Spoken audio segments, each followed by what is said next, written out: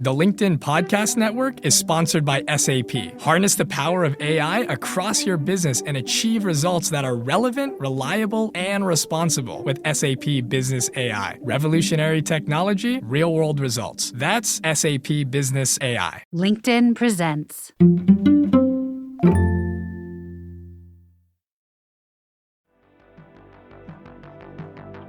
Happy Wednesday, friends. I'm Michael Kovnat, and this is the Next Big Idea Daily. Quick masterclasses from the best new books, written and read by the authors themselves.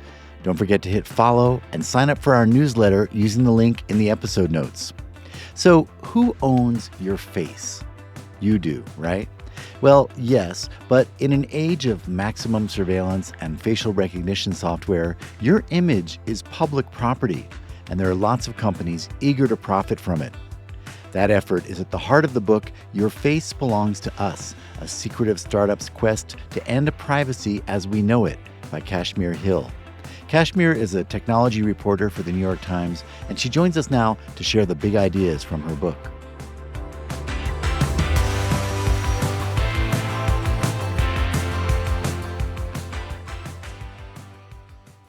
So when I first heard about Clearview AI, I had just become a reporter at the New York Times, and I got a tip from somebody who discovered marketing material for Clearview in a public records request. And it said essentially that Clearview had scraped billions of photos from the public web, from social media sites, education sites, all over the place, and built a facial recognition app that could identify a person with something like 99% accuracy and bring up all the photos of them online. And my colleagues and I were stunned. Legal experts that I called had never heard of anything like this before. Everybody was, frankly, astonished by what Clearview AI had done. But working on this book made me realize that the tools to do this had been around for a while and that they were essentially sitting out there in the open online. And that what the small kind of team of misfits at Clearview AI had done was not a technological breakthrough, but rather ethical arbitrage. They were willing to do what others weren't. They were willing to gather these photos and make this radical tool that other companies had deemed taboo. And so they're kind of a classic regulatory entrepreneur in the style of Uber and Airbnb, that they did something that was kind of in a legal gray zone and made it their own. And there have been and will be copycats. Google and Facebook actually protected our privacy here, in a way. Google and Facebook aren't necessarily known as privacy protectors. Most people associate them with kind of changing privacy as we know it and creating new ways to discern information about each other, to post information about ourselves. But what I discovered working on the book is that both companies had actually developed Clearview AI-like tools internally. The ability to take a photo of somebody and find out their name or find other photos of them. And both companies held what they developed back. Eric Schmidt actually a decade ago in 2011 said that this kind of face recognition was the one technology that Google had developed and ultimately deemed, too dangerous to release.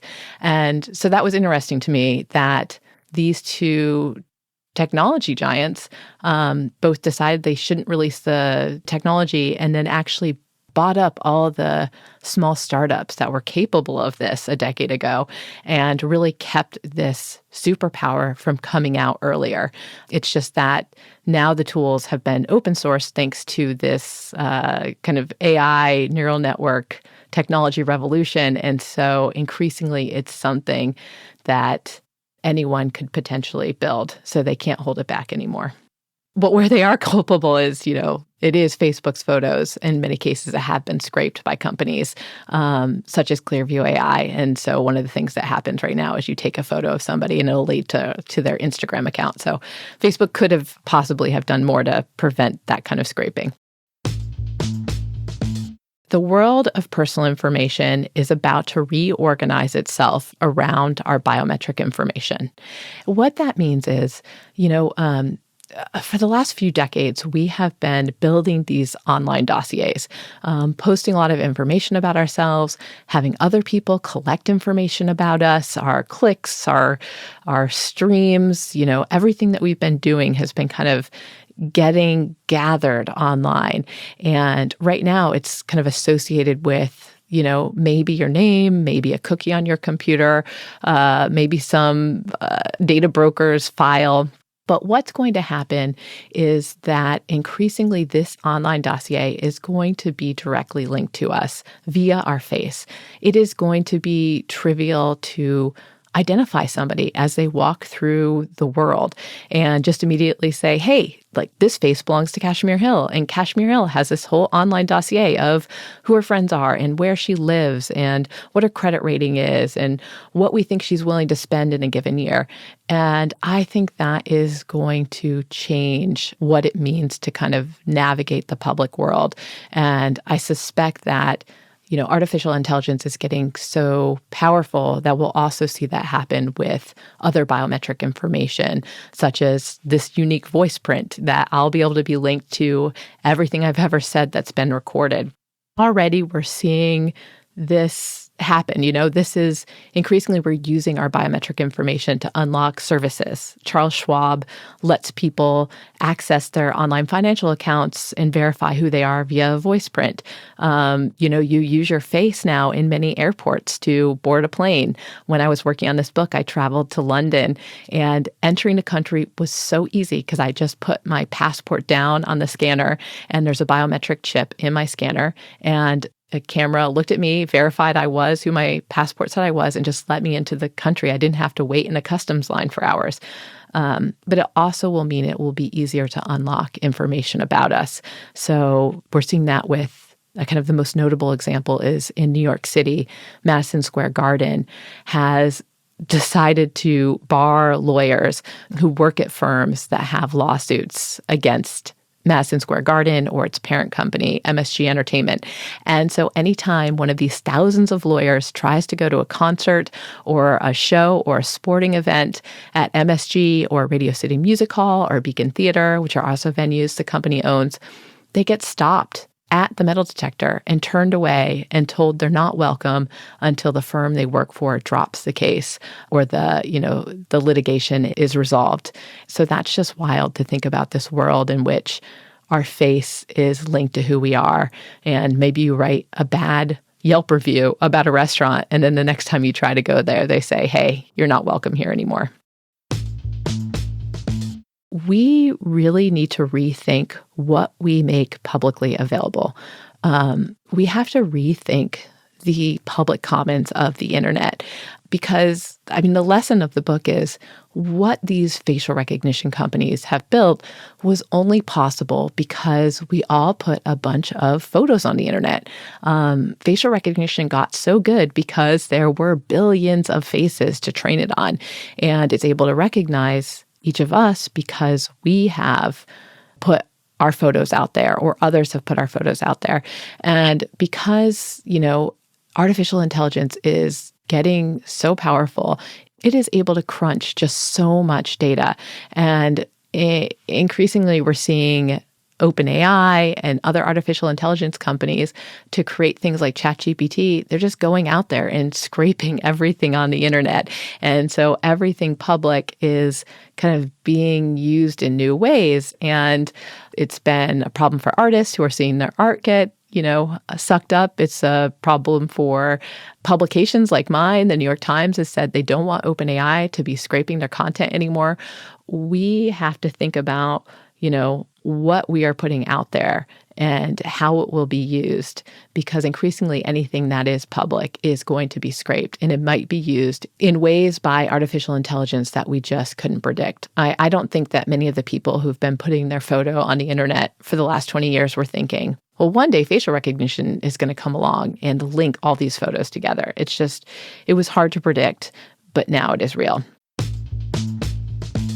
Laws work. This feels kind of funny, and it's only to an extent, but basically, there's some people who have more rights over their face than other people. People who live in Illinois have better protected faces than the rest of the American population. And that is because Illinois passed a law in 2008, incredibly prescient, called the Biometric Information Privacy Act, or BIPA. And BIPA says that if you want to use people's biometric information, including their face or their voice print or other kind of bodily information about them, you have to get their consent. And so companies that want to use Illinoisans' face prints need to get their consent first or pay $5,000 per violation. And for that reason, companies don't offer certain products there. Google's Nest Cam doesn't offer facial recognition the way it does in other states. And Clearview AI has gotten in a lot of trouble in that state. And so the book kind of details how it is that Illinois came to pass this law so early and the trouble it's caused for technology companies. But it's also the case in Europe that there are privacy laws that prohibit what Clearview AI has done. And it has forced Clearview so far not to do business in Europe. And so, yeah, privacy laws actually matter and they actually work. And so we as a society have a decision to make right now. Basically, how widespread do we want facial recognition to be? Do we want to be subject to this? Do we want to have our photos pulled into this? Do we want for everyone with photos on the public internet to be kind of have the experience of famous people where you're just recognized everywhere you go, everything you do, even if you're at a restaurant, you think you're anonymous, you're having this really sensitive conversation with a tool like Clearview AI, somebody next to you could take your photo and know who you are and suddenly understand the context of that private conversation. It will really change what it means to kind of be out in public. Thank you, Kashmir. All right, that's our show for the day, everyone. If you got something out of it, please leave a rating or review in your podcast player so others can find it too. And come on back tomorrow when we'll have some big ideas from Sharon McMahon, also known as America's favorite government teacher. Important stuff for these historic times. I'm Michael Kovnat. See you tomorrow.